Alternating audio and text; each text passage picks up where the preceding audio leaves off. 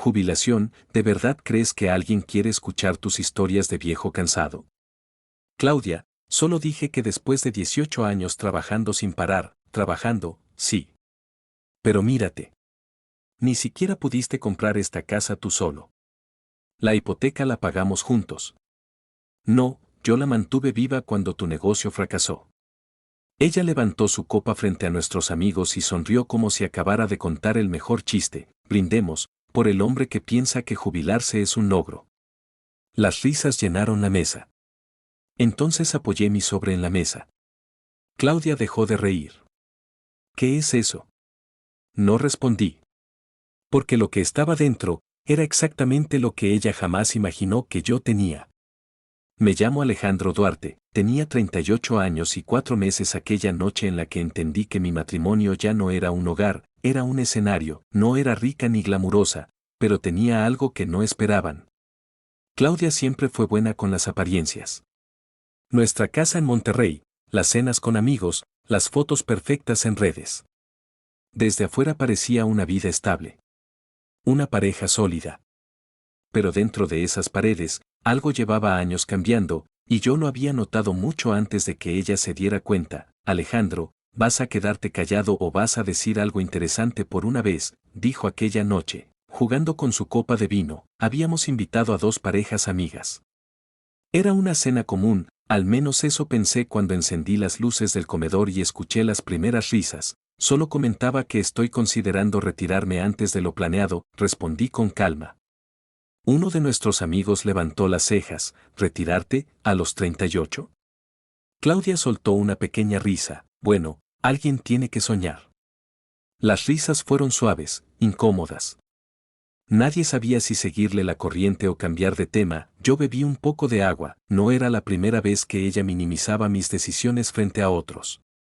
Antes lo hacía en privado. Luego empezó a hacerlo en reuniones familiares. Y últimamente, parecía disfrutarlo cuando había público, pero esa noche fue diferente. Vamos, Alejandro, continuó ella, inclinándose sobre la mesa, diles la verdad, tu último proyecto ni siquiera despegó. La mesa quedó en silencio, mi empresa tecnológica había cerrado 6 meses antes.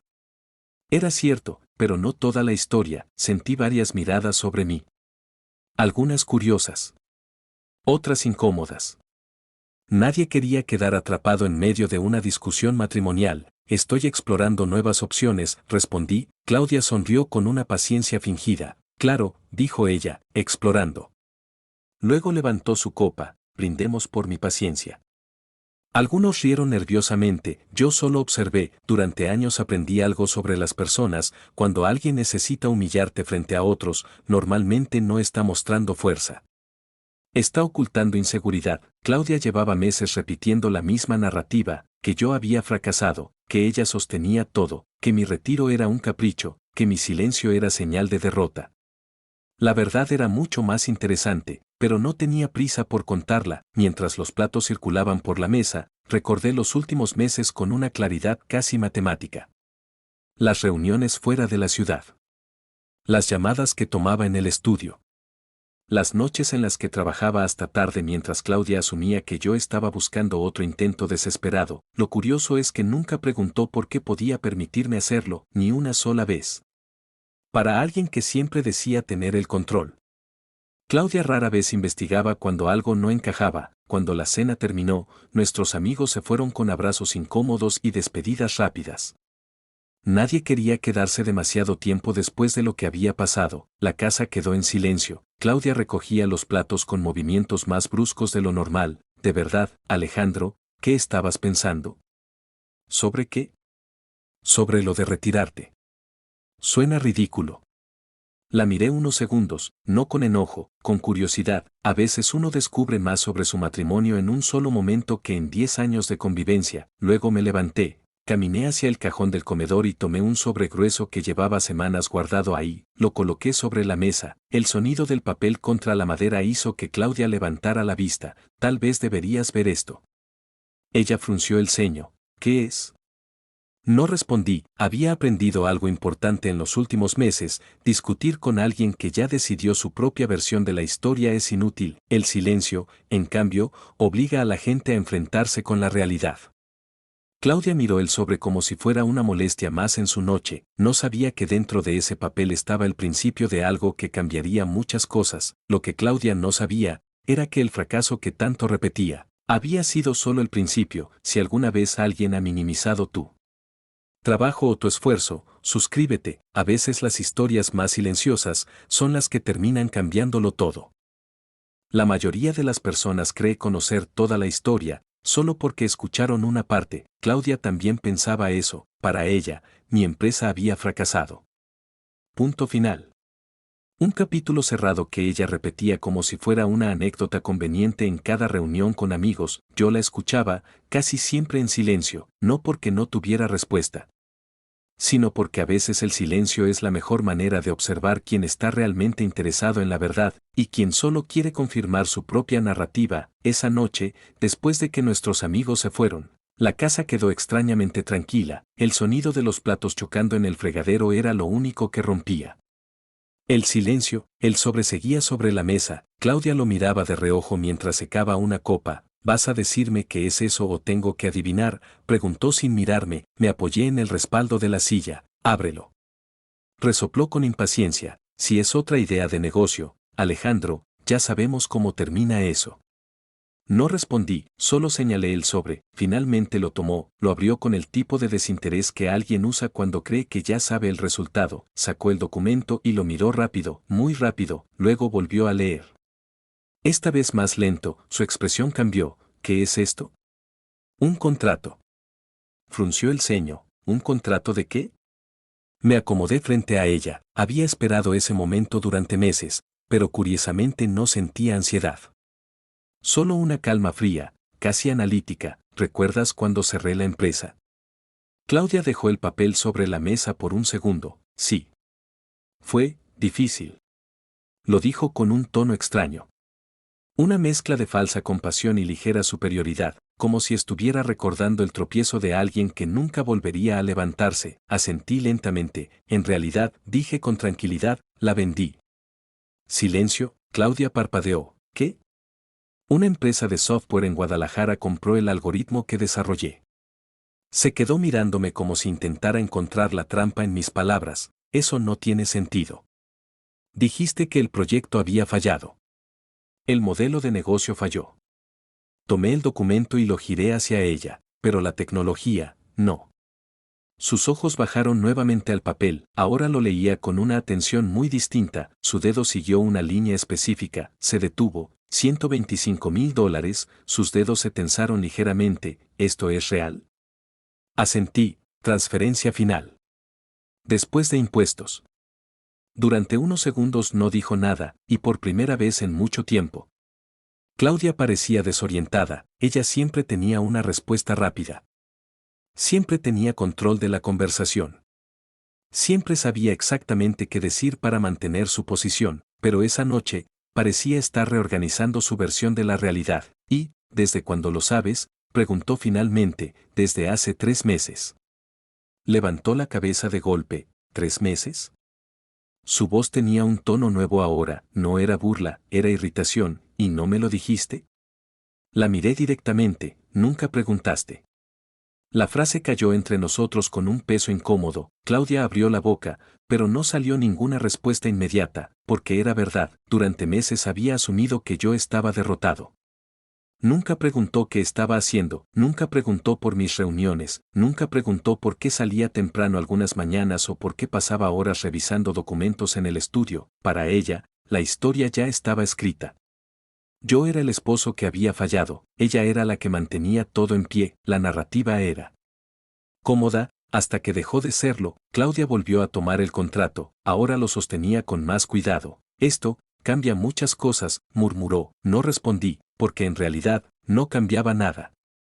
Solo revelaba lo que siempre había estado ahí. Lo que Claudia tampoco sabía, era que ese cheque no era lo único que estaba cambiando mi vida. Cuando vendí el algoritmo, no solo firmé un acuerdo de pago, firmé algo más.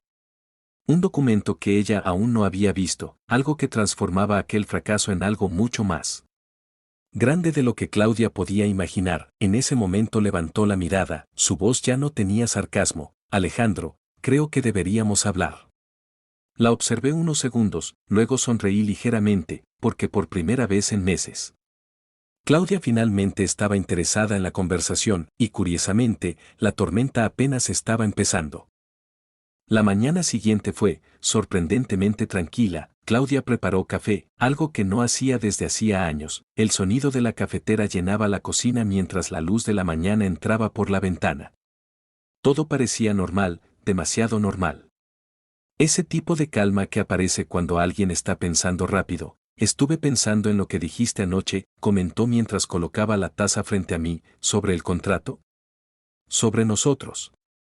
Ese nosotros sonaba diferente, más suave, más calculado. Tomé la taza y observé el vapor subir lentamente. Durante años conocí muy bien a Claudia, y ese tono no era arrepentimiento, era estrategia. Tal vez, fui un poco dura contigo, añadió, no respondí de inmediato. Bebí un sorbo de café y dejé la taza sobre la mesa con cuidado. 18 años juntos no se tiran por la borda, continuó, la miré, no. Pero sí pueden desgastarse. Claudia suspiró y se sentó frente a mí. Mira, si vamos a reorganizar nuestras finanzas ahora que recibiste ese dinero, ahí estaba, no el arrepentimiento, el cálculo. Durante meses me había llamado fracasado frente a otros. Durante meses había construido una narrativa donde ella era la que mantenía todo en pie, y ahora, el lenguaje cambiaba. Finanzas. Reorganizar. Nosotros, Claudia, dije con calma, ese dinero no cambia lo que pasó. Ella frunció el ceño. ¿Qué quieres decir? Abrí el portafolio que había traído del despacho esa mañana y saqué otro documento. Esto es lo que firmé cuando vendí la tecnología. Lo deslicé hacia ella. Claudia lo tomó, leyó en silencio. Su ceño se frunció lentamente. Consultor, participación anual, regalías. Volvió a mirarme. Esto significa que recibiré ingresos cada año mientras use en el sistema. Silencio, ella volvió a mirar el documento. ¿Cuánto? Depende del rendimiento. Pausa, pero el primer año estimado supera los 200.000. La silla de Claudia chirrió ligeramente cuando se acomodó, sus ojos se movían entre el papel y mi rostro como si estuviera recalculando cada decisión que había tomado los últimos meses. Alejandro, levanté una mano suavemente, déjame terminar.